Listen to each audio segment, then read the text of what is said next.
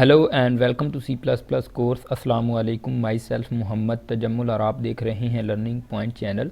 ये हमारा C plus plus course series का 66 लेक्चर और इस लेक्चर में हम देखेंगे कि किस तरह हम इस पैटर्न को ड्रा कर पाते हैं। मींस दैट इस पैटर्न को हमने कंसोल पे शो करवाना है, डिस्प्ले करवाना है, तो हम ये किस तरह करेंगे। बेसिकली ये बिल्कुल सिंपल सी प्रॉब्लम है। हमने इस टाइप का क्वेश्चन पहले भी किया है। अगर आपने वो वीडियो देखी है तो आपको ये क्वेश्चन कुछ भी नहीं लगेगा और बहुत जल्द आपको समझ आ जाएगा।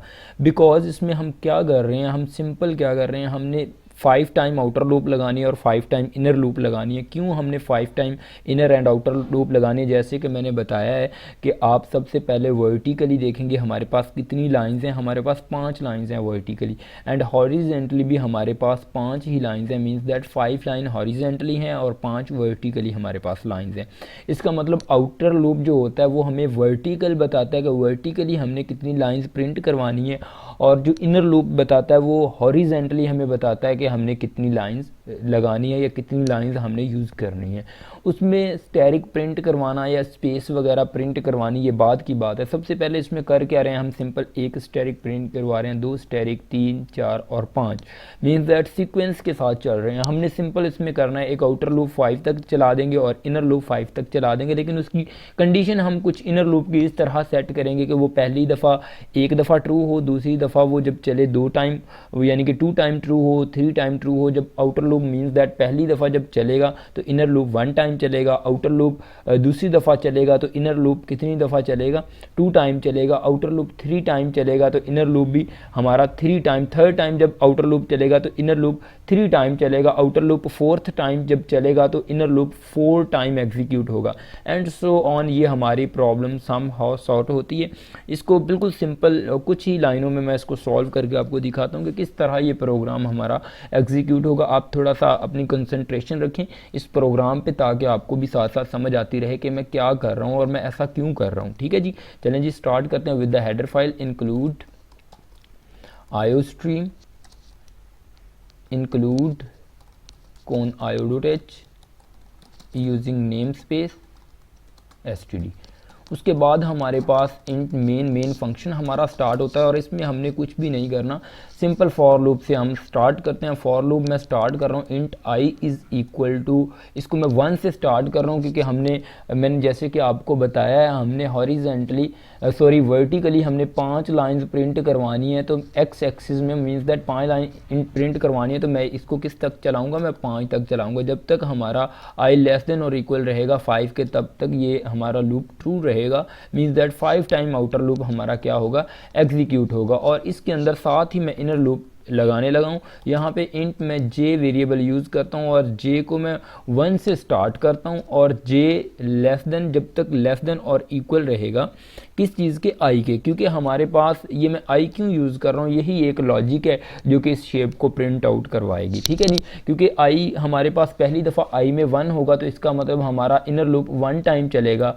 आई के अंदर दूसरी दफ़ा 2 होगा, 2 होगा तो हमारा इनर लूप 2 टाइम चलेगा। आई के अंदर थर्ड टाइम 3 होगा तो हमारा जो इनर लूप है 3 टाइम या 3 टाइम एग्जीक्यूट होगा।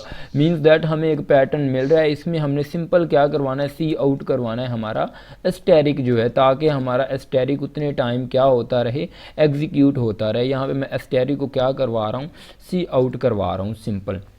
होप सो कि आपको इस चीज़ की समझ आ रही होगी कि मैं क्या करवा रहा हूँ इसमें। ठीक है, इसमें सबसे पहले हमारे पास, क्योंकि देखें आई के अंदर 1 है, 1 लेस देन और इक्वल है 5 की कंडीशन ट्रू है तो हम इन हो जाएंगे।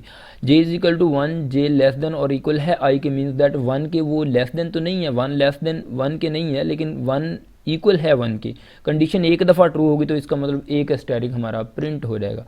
और बाहर आके हमें क्या करना है, हमें सिंपल हमें सिंपल क्या करना है, नेक्स्ट लाइन पे लेके जाना है। हमने नेक्स्ट लाइन के लिए मैं \n यूज़ कर रहा हूँ ताकि हम नेक्स्ट लाइन पे चले जाएं।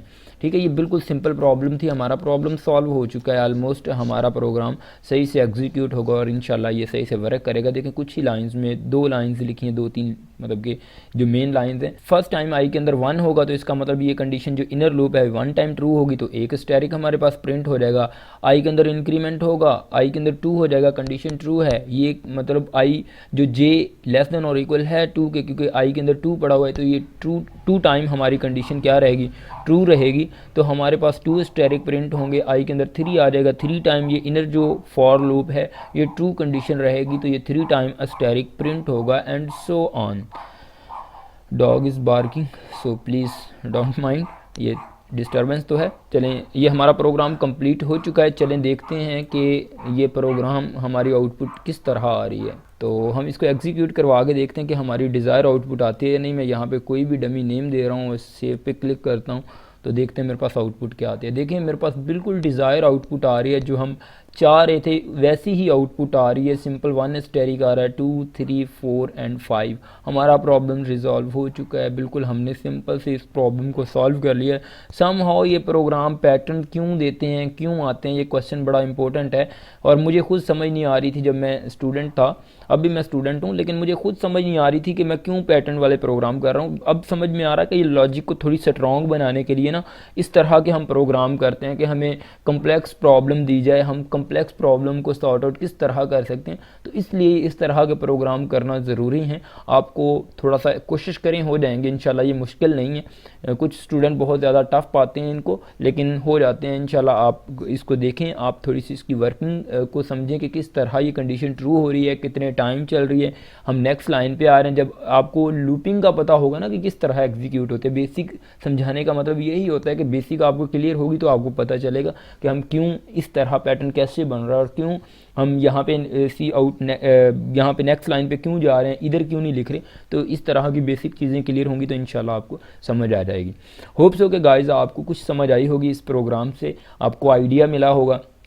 इंशाल्लाह आप प्रैक्टिस करेंगे तो आपको समझ आ जाएगी। चलें गाइस, मिलते हैं नेक्स्ट वीडियो में, तब तक के लिए अपना ख्याल रखिएगा। अल्लाह हाफिज़।